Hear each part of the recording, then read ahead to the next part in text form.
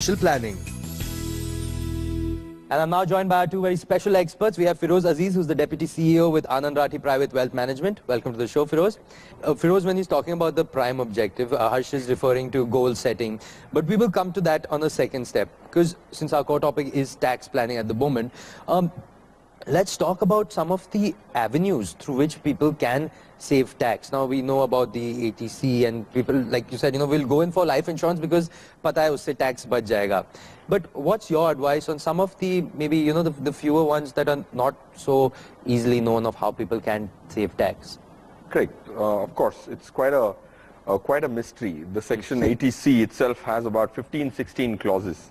For somebody to actually take benefit from each of these subsections is going to be a course in itself.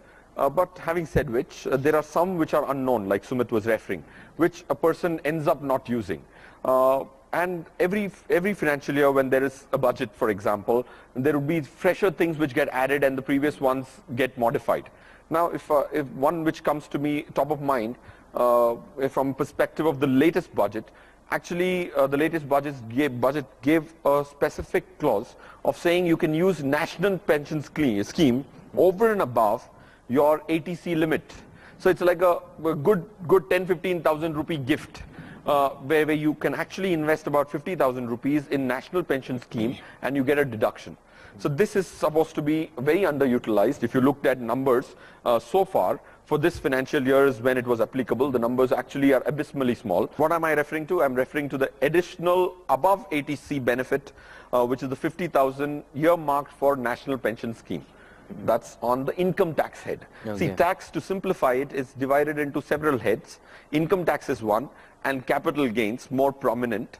From a self-employed, from a professional, you have these two heads. One is capital gain, one is income tax. I have taken, say, home loan of 10 lakh rupees and I have 10 lakh rupees in my mutual fund account.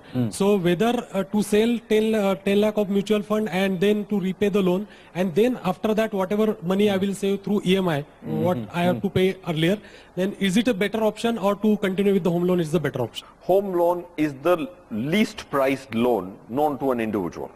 Because of its security, the bank lends to you at least prices. In a falling interest rate scenario, which is what we are going to see over the next few years, you should ideally keep the loan alive. Okay, because you have got long-term funding at reasonable costs. Since yours is a home loan, I suggest in a falling interest rate scenario, you should hold it up. But very importantly, if you have taken a loan and also had an investment, if the investment is in very conservative, short-term instruments like debt funds, then it will be counterintuitive, because what you earn is going to be lesser than what you pay. So you're better off closing it. So investments in the true sense would mean long-term assets or substantial exposure on equity. If that's the case, then both can live together in a falling interest rate scenario. So you have to introspect and see what portion of my 10 lakh rupees is there in equity, and if that's a large portion and not debt funds, then you should certainly keep it alive, because home loans will also bring in peripheral tax benefits which will increase the efficiency and increase the differential. Now coming back to a very important thing, how much would I make? Long-term historical averages of investing in equity mutual funds is like about 16 to 17%.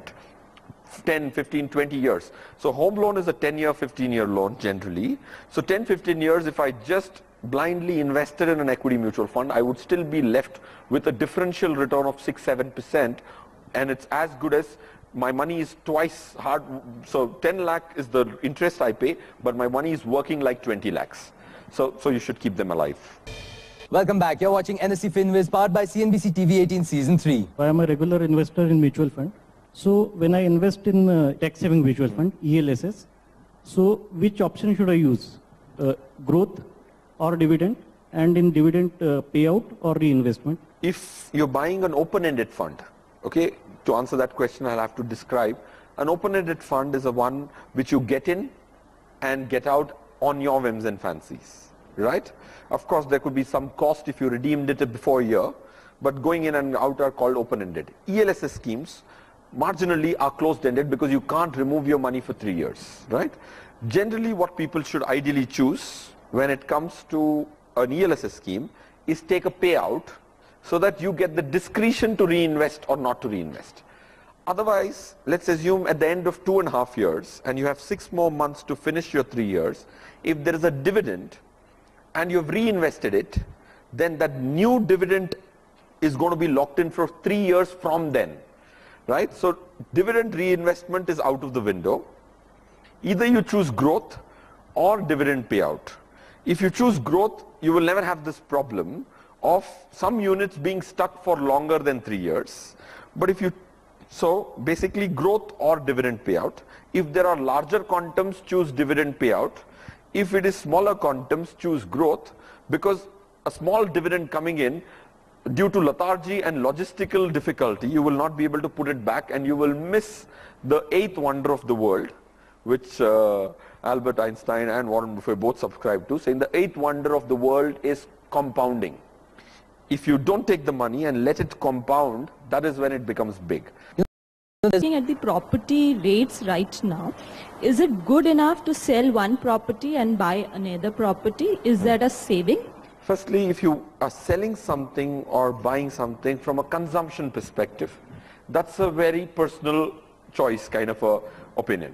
But if it's basically a financial transaction, that's where mathematics comes and emotion takes a back seat. If you are selling the asset because you're bearish on real estate, then buying back real estate will not make mathematical sense. 2 methods to understand the value of what you buy.